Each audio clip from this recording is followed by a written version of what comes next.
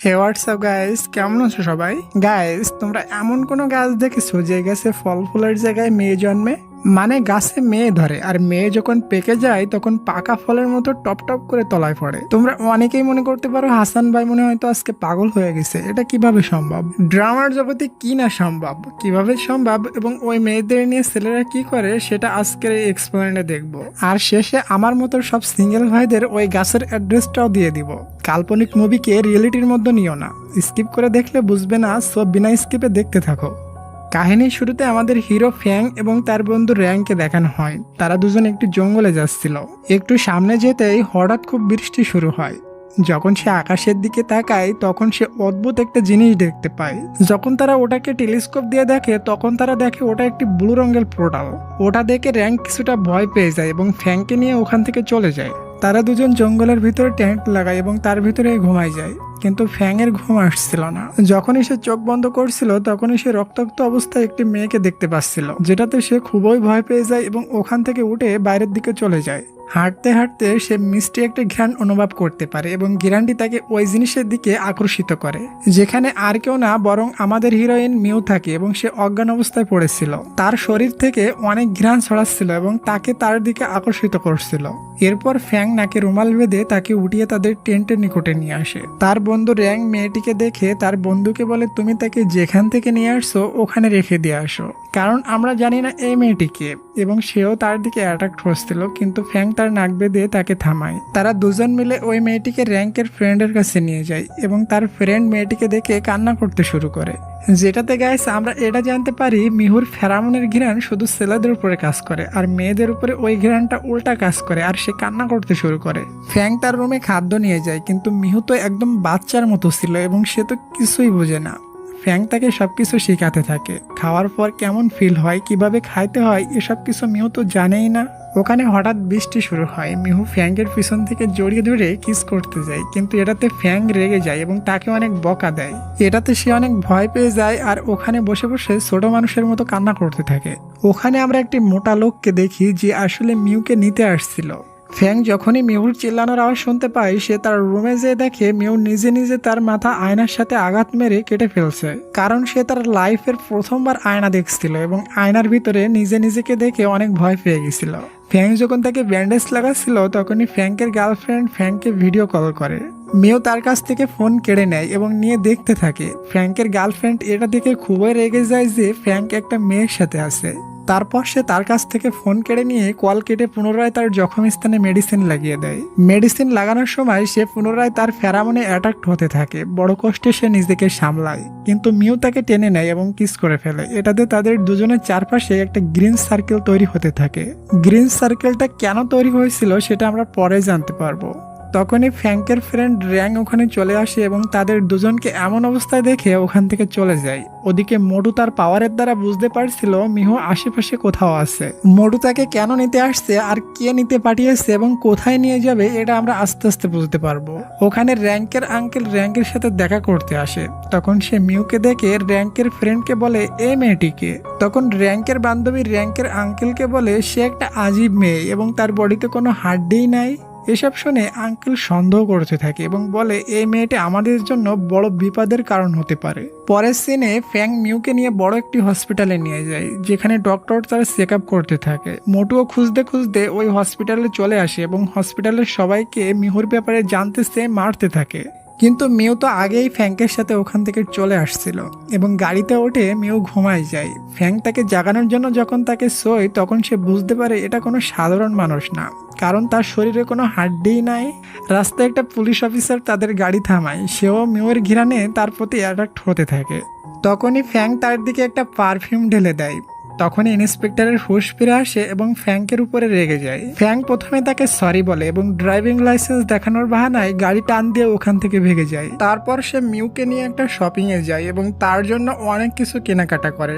সবকিছু শেষ হওয়ার পর তারা যখন শপিং থেকে ফিরছিল তখনই মিউ ওখানে একটা নাগরদোলা দেখতে পায় এবং সে তো বাচ্চাদের মতো ছিল, এই জন্য ওটাতে ওঠার জন্য সে জিদ করতে থাকে। উপায় না পেয়ে ফ্যাং তাকে নিয়ে ওটাতে ওঠে, কিন্তু তখনই হসপিটাল থেকে ডক্টরের কল আসে এবং ফ্যাং বুঝতে পারে মোটু মিহুকে খুঁজতেছে। দেখতে দেখতে মোটু ওখানে চলে আসে। দুজনের মধ্যে মোটামুটি ফাইট হয় এবং ফাইনালি মোটু ফ্যাংকে মেরে মিউকে ওখান থেকে নিয়ে যায়। কিন্তু আমাদের হিরো তার থেকে কম ছিল না, পরে মোটুকে মেরে মিহুকে গাড়িতে বসে ওখান থেকে নিয়ে যায়। মোটুও বাইকে বসে তাদের পিছন লাগে। আরে ভাই, গাছে মেয়ে ধরে সেই সিনটা দেখাও না কেন? এমন মনে হচ্ছে তোমার, তাই না? সবর করো, এটা কোরিয়ান ড্রামা, যতই গভীরে যাওয়া হবে ততই মজা লাগবে। আর গাইস প্লিজ, তোমার হাতের পাশে যে লাইক বাটনটা আছে ওইটা একটু ক্লিক করে দিবা। যাই হোক, মোটু তার পাওয়ার দিয়ে তাদের গাড়ি খারাপ করে দেয়। তখনই তারা অনুপায় হয়ে পড়ে। তখনই সামনে থেকে একটা আইসক্রিমওয়ালা আসে। আইসক্রিমওয়ালাকে থামিয়ে তারা দুজন ওই গাড়ির ভিতরে লুকায় যায়। কিন্তু মোটু তার সুপার ন্যাচারাল পাওয়ার দ্বারা বুঝতে পারে তারা দুজন এটির ভিতরে লুকানো আছে। এজন্য সে প্রথম আইসক্রিমওয়ালাকে মেরে ওখান থেকে ফেলে দেয়। তারপরে ফ্যাং বের হয়ে আসে এবং তাদের দুজনের ভিতরে সেই রকমের ফাইট হয়। আর মোটু ফ্যাংকে অনেক মাইর দেয়। মিহু তাকে বাঁচানোর জন্য মোটুকে মারতে থাকে, কিন্তু সেটাতে মোটুর কিছুই হয় না। তাকে যখন মেরেই ফেলবে তখন ওখানে র্যাঙ্ক এবং র্যাঙ্কের গার্লফ্রেন্ড আর আঙ্কেল চলে আসে। গান দিয়ে মোটুর উপরে ফায়ার করতে থাকে, কিন্তু ওটাতে তার কিছুই হয় না। তারপর মোটুও তাদের মারতে যায়, কিন্তু হঠাৎ বৃষ্টি চলে আসে। আর বৃষ্টির ফোঁটা যখন ওই মোটুর উপরে পড়ে তখনই দেখতেই দেখতে মোটু ওখানে পড়ে যায়। আর মোটু মানুষ থেকে ছোট্ট একটা কিউট হাতিতে রূপান্তর হয়ে যায়। গাইজ বলো, ভালো লাগছে না গল্পটি? তাহলে 50টা লাইক আর 50টা সাবস্ক্রাইব পূরণ করে দিবে। প্লিজ একটু করে দিও, আমি আমার গল্পটা কন্টিনিউ করি। তারপর তারা সবাই বাসায় পৌঁছে যায় এবং ডক্টর মিহুর ড্রেস চেঞ্জ করতে থাকে। ওদিকে আঙ্কেল র্যাঙ্ক এবং ফ্যাংকে বলে একবার এক তান্ত্রিক কোথাও যাচ্ছিল। রাস্তায় মোটু তাকে আটকিয়ে ভয় দেখাচ্ছিল। এটাতে তান্ত্রিক অনেক রেগে গেছিল এবং মোটুকে হাতি হয়ে যাওয়ার অভিশাপ দিছিল। ওই সময় বৃষ্টি হচ্ছিল, ওই কারণে যখনই বৃষ্টির পানি ওই মোটুর উপরে পড়ে তখনই সে মানুষ থেকে ছোট্ট কিউট একটা হাতিতে রূপান্তর হয়ে যায়। র্যাঙ্ক এবং ফ্যাংক এটা শুনে খুবই খুশি হয় এবং আঙ্কেলকে বলে মিহুকে ওই তান্ত্রিককে দেখাতে হবে। পরের দিন সকালে ফ্যাংকের বন্ধু র্যাঙ্ক মিহুকে খাবার খাওয়ানো শেখায়। ওখানে ফ্যাংক তার ব্যাগ প্যাক করে তান্ত্রিককে খোঁজার জন্য যাইতে থাকে। পিচ্চি মেয়ের মতো মিহু তার পিছনে পড়ে এবং তাকে যাইতে বাধা দিতে থাকে আর নিজেই কারের ভিতরে উঠে বসে। তখনই ফ্যাং তাকে ফুল ইগনোর করে তাকে বের করে দেয়, যেটাতে মিহু জোরে জোরে কান্না করতে শুরু করে এবং র্যাঙ্ক তাকে বোঝায়, কিন্তু র্যাঙ্কের বোঝানোতে তার কোনোই কাজ হয় না। ফ্যাংকের নিকটে আর কোনো অপশানই থাকে না।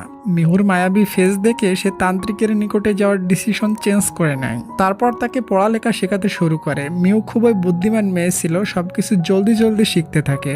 যেখানে আমরা ফাইনালি জানতে পারি মিহু আসলে কোন জায়গা থেকে আসছিল। আসলে একটা জাদুর গাছ ছিল যেটাতে বহু মেয়ে জন্মেছিল এবং তাদের বয়স 18 বছর পুরো হওয়ার পর পাকা আমের মতো টপ টপ করে নিচে পড়তো, যেটাতে সমস্ত গ্রামে ঘ্রাণ ছড়িয়ে যায় এবং সমস্ত যুবকরা এসে তাদেরকে নিয়ে যাইতে থাকে। ওখানে এক রাজকুমারও আসছিল এবং সে মিহুকে পাইছিল এবং সে তাকে পেয়ে অনেক খুশি হয়ে গেছিল। কিন্তু কিন্তু কিন্তু তার এই খুশি বেশি সময় থাকে না, কারণ একটা মানুষরূপী বড় পাখি ওখানে চলে আসে আর মিহুকে উঠিয়ে নিয়ে যাইতে থাকে। যার পর মিহুকে নেওয়ার জন্য দুজনের ভিতরে ফাইট শুরু হয় এবং মিহু তাদের হাত থেকে ছাড়িয়ে একটা ব্লু পোর্টালের ভিতরে যেয়ে পড়ে এবং ওই পোর্টালের কানেকশন মানুষের দুনিয়ার সাথে ছিল, তাই সে ভিন্ন একটা জগৎ থেকে মানুষের দুনিয়া এসে পড়ে। গাইস, ওটা ওই ব্লু পোর্টাল ছিল যেটা র্যাঙ্ক এবং ফ্যাংক জঙ্গলের ভিতরে আকাশের দিকে দেখছিল। আর ওই মোটু আর কেউ না, বরং রাজকুমারের গার্ড ছিল, যে মিউকে নিয়ে আসার জন্য মোটুকে পাঠিয়েছিল। রাজকুমার তো খুবই রেগে যায়, কারণ মোটু তো খালি হাতেই তার সামনে আসছিল। তাহলে মিউ শেষমেশ কার হবে, রাজকুমারের নাকি ফ্যাংকের? সে আমরা আস্তে আস্তে জানতে পারবো। যাই হোক, মোটুর উপরে রাগ করে রাজকুমার তাকে ঝর্ণার উপরে উল্টা করে ঝুলিয়ে ওখান থেকে ফেলে মেরে ফেলতে চাচ্ছিল, কিন্তু মোটু কান্না করতে থাকে এবং রাজকুমারের কাছে ক্ষমা চাইতে থাকে আর একটিবার সুযোগ চাই। সে বলে সে এবার মিহুকে নিয়েই আসবে, এজন্য রাজকুমার তাকে লাস্ট ওয়ার্নিং দিয়ে তাকে ছেড়ে দেয়। অন্যদিকে ফ্যাং মিহুর সাথে বসে জুস খাচ্ছিল, কিন্তু মিহু জুসের পাইপ না টেনে উল্টা ফু দেয়, যেটাতে জুস বাইরে এসে পড়ে। ছোট থাকতে কে কে এমন কাজ করছো? আমার কিন্তু ভালোই মনে আছে, আমি এটা ট্রাই করতাম এবং আমার কাছে কিন্তু অনেক মজা লাগতো। তুমি এমনটা করছো কখনো? মনে থাকলে কমেন্ট বক্স ফাঁকা পড়ে আছে, তোমার জন্য ওয়েট করছে, যে লিখে দাও, আমি আছি তোমার রিপ্লাইয়ের জন্য। মিহুর পাগলামি হিরোর জন্য খুবই মুশকিল হয়ে দাঁড়ায়, কারণ ডক্টর ওখানে ছিল না আর মিহু তো পুরা ড্রেস খারাপ করে ফেলছিল। এখন তাকে গোসল কে করিয়ে দিবে? বেচারি হিরো যাই তাই করে তাকে গোসল করা শেখায়। তারপর যখন সে মিহুর কাপড় নিতে রুমে যায়, মিহু তো দরজা খুলে গোসল করতে শুরু করে দিয়েছিল। তাকে দেখে তো ফ্যাংক অনেক শক হয়ে যায় এবং তাকে গেট বন্ধ করতে বলে। মিহু তাকে সাবান ফেলে মারে এবং সাবান ফ্যাংকের পায়ের নিচে পড়ে স্লিপ হয়ে ওখানে লুটপুট হয়ে পড়ে। মিহু তার কাছে আসতে থাকে, কিন্তু সেও স্লিপ খেয়ে ফ্যাংকের উপরে যেয়ে পড়ে। র্যাঙ্ক তার গার্লফ্রেন্ডের সাথে ওখানে পৌঁছে যায় এবং তাদের এমন অবস্থায় দেখে তারা তো অন্য কিছু ভাবতে থাকে। পরের দিনে সবাই মিহুর বার্থডে সেলিব্রেট করছিল, কারণ তার পৃথিবীতে আসার আজকে 1 বছর পূর্ণ হলো। তারা সবাই অনেক এনজয় করছিল, যেখানে ফ্যাং মিহুকে কিছু খাইতে দেয় এবং সেটা খেয়ে তার প্রচুর ঝাল লেগে যায় এবং সে পানির বদলে মদ খেয়ে ফেলে এবং সে পুরা নেশায় ঘোল হয়ে যায় আর ফ্যাংকের উপরে এসে পড়ে যায়। মিহুর ফেরামন সব জায়গায় ছড়াতে থাকে। যখন র্যাঙ্ক তাকে উঠাতে যায় সে তো তার প্রতি অ্যাট্রাক্ট হতে থাকে, কিন্তু র্যাঙ্কের গার্লফ্রেন্ড থাকতে অ্যাট্রাক্ট কেমনে হবে? সে তো তাকে 2 থাপ্পড় মেরে সমস্ত নেশা দূর করে দেয়। পরের সিনে দেখানো হয় মিহু ডক্টরের সাথে কোথাও যাচ্ছিল আর ওখানে বসা সমস্ত লোক মিহুর ফেরামনে পাগল হয়ে তার পিছনে লেগে যায়। ডক্টর এসব দেখে অনেক বেশি ভয় পেয়ে যায় এবং সে র্যাঙ্ক আর ফ্যাংকে কল করে। তারা শীঘ্রই সেখানে পৌঁছে যায় এবং তাদের সাথে ফাইট করতে থাকে। ওরা অনেক লোক ছিল। তখনই আঙ্কেল এসে গান দিয়ে আকাশের দিকে ফায়ার করে, কিন্তু মিহুর ফেরামনের কারণে তারা পুরাই পাগল হয়ে গেছিল। ফ্যাং মিহুকে কোলে উঠিয়ে ওখান থেকে নিয়ে আসতে থাকে আর বাকি সমস্ত লোকেরাও তার পিছন পিছন ছুটে আসতে থাকে। ছুটে সে মিহুকে নিয়ে রুমের ভিতরে চলে আসে এবং রুমের দরজা লক করে দেয়, কিন্তু সবাই মিলে ঘরের কাজ ভেঙে মিহুর ঘরের ভিতরে ঢুকতে শুরু করে। ফ্যাংকের বন্ধু র্যাঙ্ক তার বুদ্ধি খাটিয়ে অনেকগুলো শুকনা মরিচ এক জায়গায় ঢেলে আগুন